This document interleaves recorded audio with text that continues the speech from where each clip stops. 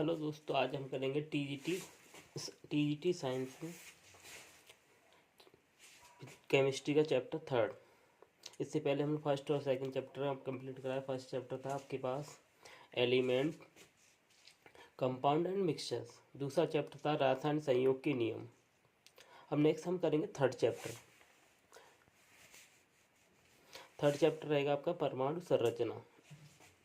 तो देखिए, सबसे पहले परमाणु संरचना के बारे में जॉन डाल्टन ने एक निश्चित सिद्धांत दिया था, जो दिया था 1890 में। डाल्टन के अनुसार परमाणु सिद्धांत की कुछ अभिव्यक्तियाँ यानी पोस्टुलेट्स थी, जिसके अनुसार उन्होंने बताया था कि परमाणु किस तरीके से रहेगा, किस तरीके विभाज्य होगा या नहीं होगा, और क्या क्या गुण उनके रहेंगे। इससे यानी डाल्टन से पहले भी इंडियन साइंटिस्ट थे कसार्ड, उन्होंने भी यही चीज़ बताई थी, पर वो चीज़ पब्लिश नहीं हुई थी। इसलिए आपके इनका पब्लिश हुआ तो इनके नाम से ही हम लोग स्टडी करते हैं। पहले नहीं था, इनसे पहले भी इंडियन साइंटिस्ट जो साइंटिस्ट या ऋषि थे कसार्ड, उन्होंने ये चीज़ सेम परिकल्पना दी थी। तो देखिए जॉन डाल्टन ने क्या कहा था। Main postulate of Dalton atomic theory, यानी उसके मुख्य बिंदु हैं 5। प्रत्येक तत्व उसमें आपके पास पदार्थ हो या द्रव्य हो, अति सूक्ष्म यानी बहुत छोटे, अविभाज्य यानी कि जो कभी ब्रेक न किए जा सके कणों से मिलकर बना होता है, जिन्हें परमाणु कहते हैं। यानी यहाँ पर इन्होंने बोला कि ये किसी भी ब्रेक नहीं हो सकते, पर ये भी आपके पास 3 अलग कणों से मिलकर बने होंगे, जिन्हें हम बोलेंगे आपके पास प्रोटॉन, इलेक्ट्रॉन और न्यूट्रॉन्स। पर इन्होंने जब ये बताया तो उस टाइम इन्हें सिर्फ यही मालूम था कि जो परमाणु है जो कभी ब्रेक नहीं हो सकता, यानी ये किसी अति सूक्ष्म कणों से मिलके बना हुआ जो कि ब्रेक नहीं हो सकते। पर आगे जो फर्दर स्टडी हुई तो ये भी हमने देखा कि ये भी अलग 3 पार्टिकल से मिलके बने हुए हैं। आगे देखते हैं सेकंड पॉइंट, एक ही तत्व यानी अगर एक ही एलिमेंट की बात की जाए, एक ही तत्व के सभी परमाणु भार, आकार व गुणों में समान होते हैं। यानी उनके भार यानी वेट भी सेम होगा, आपके पास शेप भी सेम होगी, साइज भी सेम होगा, और गुण यानी गुण भी सेम रहे होंगे, परंतु दूसरे तत्व के परमाणु से भिन्न होंगे। जैसे हाइड्रोजन के परमाणु की बात की जाए तो हाइड्रोजन का अलग प्रॉपर्टी देंगे, और ऑक्सीजन की बात की जाए तो ऑक्सीजन की अलग प्रॉपर्टी होंगी। तो ये उनके गुणों में भी भिन्नता थी। दूसरे सेम के तो सेम प्रॉपर्टी देंगे, पर आप दूसरे के साथ वो दूसरे की प्रॉपर्टी अलग होंगी तो वो अलग शो करेंगे। थर्ड पॉइंट सब, परमाणु सदैव छोटी छोटी पूर्ण कक्षाओं के सरल अनुपात में संयोग करते हैं। यानी परमाणु के अराउंड जो इलेक्ट्रॉन्स रिवॉल्व करते हैं उन्हें बोलते हैं ऑर्बिट। अब इनके आउटर सेल में जितने ज़्यादा इलेक्ट्रॉन्स होंगे उनकी ऑर्बिट ज़्यादा होंगी, इनके कम होंगे उनकी ऑर्बिट कम रही होंगी, तो वो अलग अलग उनकी प्रॉपर्टीज हैं। परमाणु सदैव छोटी छोटी पूर्ण संख्याओं के सरल गुणित अनुपात में संयोग करते हैं, एक दूसरे से सरल गुणित अनुपात में संयोग करेंगे। वो आपके आउटर सेल में फिलिंग द इलेक्ट्रॉन्स पर डिपेंड करेगा। आगे पढ़ेंगे हम। नेक्स्ट देखें आपके पास रासायनिक अभिक्रिया के समय ना तो परमाणु को नष्ट किया जा सकता है, ना ही इसे विभाजन किया जा सकता है, ना ही परमाणु को उत्पन्न किया जा सकता है।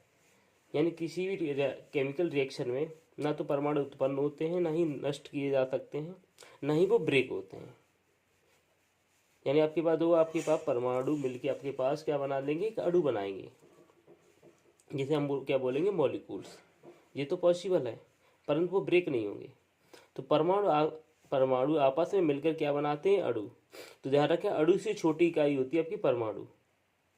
परमाणु को बोलते हैं हम एटम, अणु को बोलेंगे मॉलिक्यूल्स। नेक्स्ट देखें आपके पास डाल्टन के परमाणु सिद्धांत की कमियां, यानी इसमें कुछ कमियां रहेंगी, वो अभी इन्होंने आगे बताएंगे। यह सिद्धांत स्पष्ट नहीं कर सका कि क्योंकि विभिन्न तत्वों के परमाणु द्रव्यमान, संयोजकताएं इत्यादि को भिन्नता प्रदर्शित करते हैं। यानी ये नहीं बता पाया था भिन्न भिन्न तत्वों के जो परमाणु हैं, द्रव्यमान, संयोजकता इत्यादि को भिन्नता प्रदर्शित करते हैं, यानी उनकी जो डिफरेंस प्रॉपर्टी है वो किस वजह से है। यानी परमाणु में क्या कंडीशंस रहेगी द्रव्यमान पर, यानी द्रव्यमान डिपेंड करता है नंबर ऑफ पार्टिकल्स पर, जिसमें नंबर ऑफ पार्टिकल्स ज़्यादा होंगे उनके मास भी ज़्यादा रहे होंगे। संयोजकता यानी आउटर सेल में प्रेजेंट इलेक्ट्रॉन्स की क्वांटिटी पर, यानी किसी के पास आउटर सेल में 1 इलेक्ट्रॉन है तो वो आपके पास ज़्यादा कंडक्टिविटी देगा, जिसके पास आउटर सेल में 7 इलेक्ट्रॉन है वो कंडक्टिविटी कम देगा। तो ये आपने अलग अलग कंडक्टिविटी संयोजकता पर डिपेंड किया। ये मतलब डाल्टन नहीं बता पाया था। नेक्स्ट आगे, यह सिद्धांत समस्थानों तथा समभारकों की उपस्थिति की व्याख्या करने में असफल रहा। समस्थान यानी आपके पास आइसोटोप और आइसोबार के बारे में नहीं बता पाया था। यानी एक ही तत्व यानी कि एक ही तत्व के डिफरेंट आपके पास एलिमेंट्स हो, उनके बारे में नहीं बता पाया। या फिर किसी के आउटर सेल या किसी के एटम, दो अलग अलग एलिमेंट्स हैं उनके आपके और एटॉमिक नंबर सेम है, तो उनकी व्याख्या भी नहीं कर पाया था। नेक्स्ट पॉइंट है, यह सिद्धांत विभिन्न तत्वों के परमाणुओं में भिन्नता की स्पष्ट व्याख्या करने में असफल रहा। यानी आपके पास यह सिद्धांत भिन्न तत्वों यानी जो आपके पास दो अलग अलग एलिमेंट्स की बात कर रहे हैं कि परमाणुओं में भिन्नता को, यानी दो अलग अलग परमाणु हैं और उनकी क्या उनमें भिन्नता होगी, यानी क्या असमानता रही, उसके बारे में भी नहीं एक्सप्लेन कर पाया। तो अब देखते हैं सबसे पहला हम परमाणु को बोलते हैं एटम। ठीक, परमाणु जो एटम है आपके पास ये तीन पार्टिकल से मिलकर बना होता है, जिसे हम क्या बोलते हैं, इलेक्ट्रॉन, प्रोटॉन और न्यूट्रॉन। ध्यान रखें इसमें आपके पास प्रोटॉन और न्यूट्रॉन के अराउंड इलेक्ट्रॉन रिवॉल्व करते हैं। ये डिपेंड करता है रिवॉल्यूशन आपके पास कौन सा पार्टिकल रिवॉल्व करेगा कौन सा नहीं करेगा, वो उसके मास पर। तो प्रोटॉन का मास ज़्यादा होता है और न्यूट्रॉन का मास न्यूट्रॉन का मास क्या है, प्रोटॉन के मास से भी ज़्यादा होगा। और आपके पास उसके बाद न्यूट्रॉन यानी सबसे ज़्यादा न्यूट्रॉन का मास, उसके बाद प्रोटॉन, फिर उसके बाद इलेक्ट्रॉन। तो जो पार्टिकल ज़्यादा भारी जिसका मास ज़्यादा होगा वो क्या होगा, स्टेबल होगा, यानी एक जगह पे फिक्स रहेगा। और जिसका मास कम होगा वो क्या होगा, हल्का होगा, तो वो रोटेशन ज़्यादा कर सकता है। तो इसलिए इलेक्ट्रॉन का मास सबसे कम होता है, इसलिए क्या है, इलेक्ट्रॉन न्यूट्रॉन प्रोटॉन के अराउंड रिवॉल्व करते हैं। तो ध्यान रखना है, परमाणु क्या है, तीन पार्टिकल से मिलकर बना हुआ है, जिसे हम क्या प्रोटॉन, इलेक्ट्रॉन और न्यूट्रॉन बोल सकते हैं। देखिए पहला पॉइंट, परमाणु किसी तत्व का सूक्ष्मतम कण है जो उसकी रासायनिक अभिक्रिया में भाग लेता है। परमाणु किसी तत्व का वह सूक्ष्मतम कण है जो रासायनिक अभिक्रिया में भाग लेता है, यानी रासायनिक अभिक्रिया में जो भाग तो ले सकता है।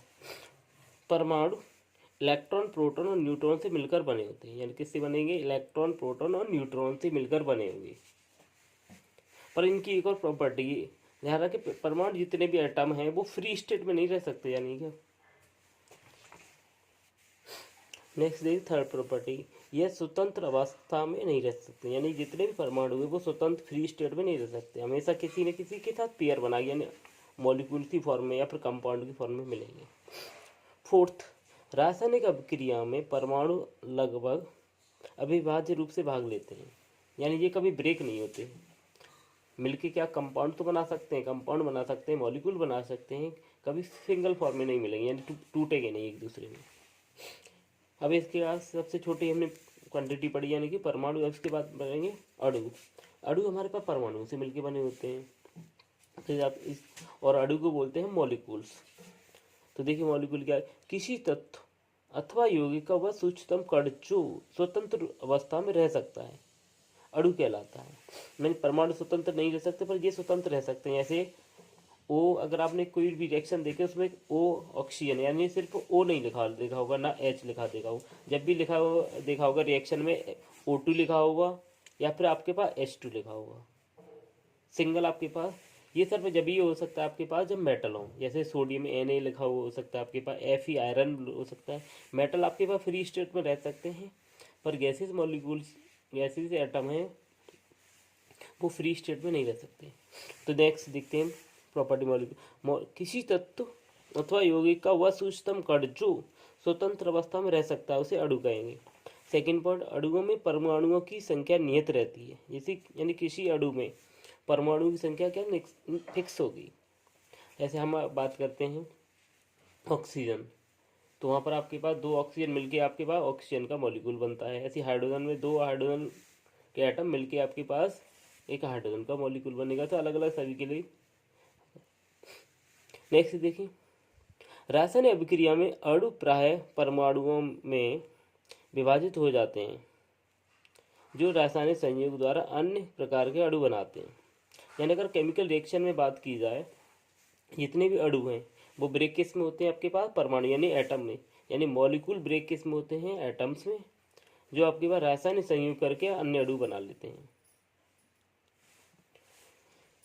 नेक्स्ट हम देखेंगे, जैसे हमने एटम पढ़ा और इसके बाद मॉलिक्यूल्स, अब इसके बाद देखेंगे एटम जो मिलके किससे बनाता है। हमने 3 पार्टिकल यानी इलेक्ट्रॉन, प्रोटॉन और न्यूट्रॉन। तो सबसे पहले हम न्यूट्रॉन के बारे में बात करते हैं। न्यूट्रॉन के पास चार्ज होता है नेगेटिव, यानी इलेक्ट्रॉन के बारे में बात करते हैं तो इलेक्ट्रॉन के पास चार्ज होता है नेगेटिव।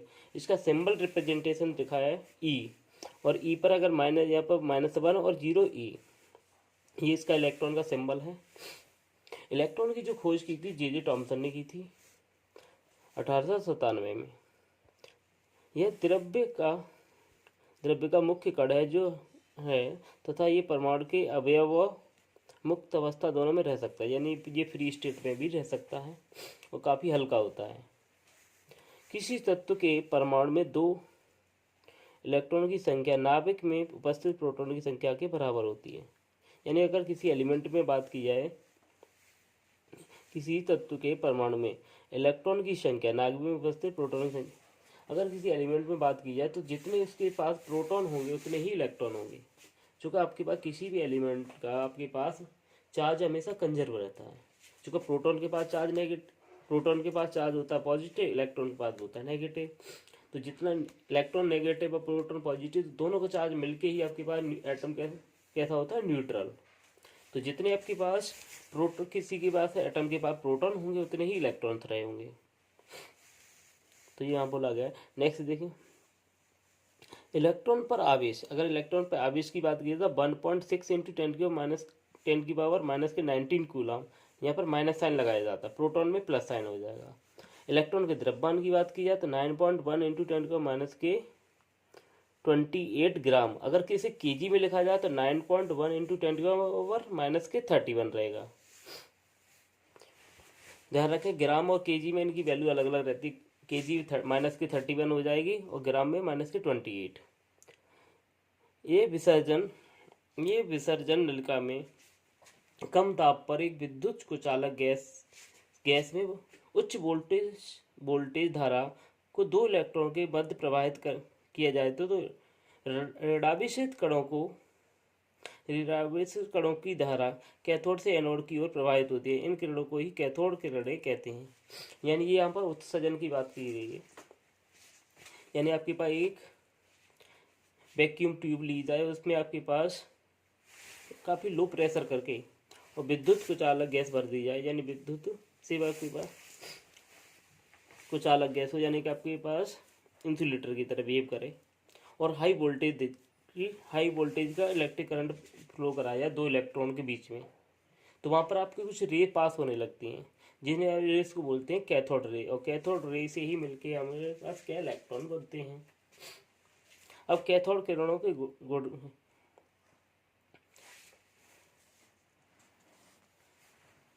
तो देखिए कैथोड रेस क्या होती हैं। ये किरणें सीधे पथ पर गमन करती हैं तथा अपने पथ के मध्य में रखी ठोस वस्तु की छाया उत्पन्न कर देती हैं। यानी कैथोड रे जिस पे भी पार्टिकल पर पड़ेंगी उसकी छाया उत्पन्न करेंगी, और ये हमेशा सीधी रेखा में चलती हैं। ये किरणें द्रव्यमान कणों से निर्मित होती हैं, यानी इनके पास द्रव्यमान यानी मास होता है, तथा यांत्रिक प्रभाव उत्पन्न करती हैं। यांत्रिक मीन्स इनके पास kinetic energy, potential energy, mechanical, ये सारे आपके पास प्रॉपर्टी दिखाएंगे।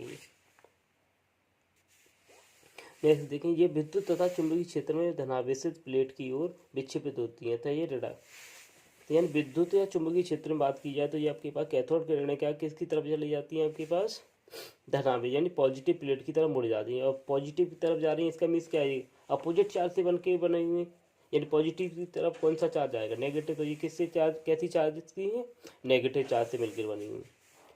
ये जिस पदार्थ से टकराती हैं उसे गर्म कर देती हैं, यानी कैथोड रे जिस भी पार्टिकल से टकराएंगी उससे क्या हीट एनर्जी प्रोड्यूस करेंगी। कैथोड किरणें एल्यूमिनियम तथा अन्य धातुओं को भेद सकती हैं, यानी इनकी भेदन क्षमता बहुत होती है। यानी किसी भी मेटल पर पड़ती है तो उसे क्रॉस कर जाती है, यानी कि एक साइड से दूसरी साइड बाहर निकल जाएंगी। नेक्स्ट देखिए, कैथोड किरणें फोटोग्राफी प्लेट को प्रभावित करती हैं। यानी फोटोग्राफी आपने देखा पहले, अब तो मोबाइल से फोटोग्राफी करते, पहले आपके पास पतली सी फिल्म हुआ करती थी, अगर उस पर कैथोड रे डालें तो एक सिरे से दूसरी साइड पर निकल जाती है, इससे क्या इमेज क्लियरली नहीं बन पाती है। जब कैथोड किरणें टंगिस्टन धातु या उच्च गलनांक की किसी अन्य धातु पर गिरती हैं तो एक्सरे किरणें उत्पन्न करती हैं।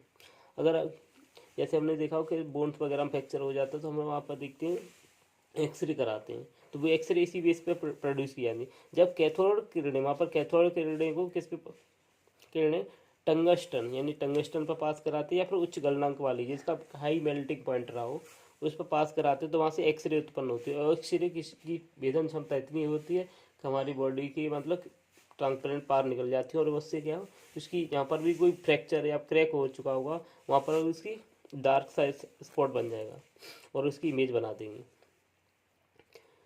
तो जे टॉमसन ने देखिए जे टॉमसन ने प्रयोगों द्वारा सिद्ध किया कि इलेक्ट्रॉनों के लिए आवेश तथा द्रव्यमान का अनुपात एक नियतांक है जिसे बोलते हैं E/m का रेशियो। इलेक्ट्रॉन का E/m अनुपात विसर्जन नलिका के इलेक्ट्रॉन के पदार्थ या नली में उपस्थित गैसों की प्रकृति पर निर्भर करता है। यानी किसी जो उत्सर्जन नलिका थी वैक्यूम ट्यूब से उसके इनसाइड उपस्थित जो गैस पर उस पर निर्भर करेगा, इसका रेशियो ज़्यादा होगा या कम होगा वो गैस पर डिपेंड करेगा। चूँकि ये ई इलेक्ट्रॉन का चार्ज m है उससे मास, तो इसकी वैल्यू होती है E/m की 1.759 इंटू 10⁸ कूलाम प्रति ग्राम होता है। इलेक्ट्रॉन पर आवेश मिल्टन नामक वैज्ञानिक ने सन 1909 में निर्धारित किया था। यानी इलेक्ट्रॉन पर जो चार्ज है कितना है 1.6 इंटू 10⁻⁻19 कूलाम, ये दिखाया था मिल्टन ने, मिल्टन नाम के साइंटिस्ट ने 1909 में। इसके बाद बात करेंगे हम प्रोटॉन्स की जो हम देखेंगे कल वीडियो में। अगर आपको ये वीडियो अच्छा लगा हो तो वीडियो को लाइक करें, शेयर करें, सब्सक्राइब करें and thank you watching the video.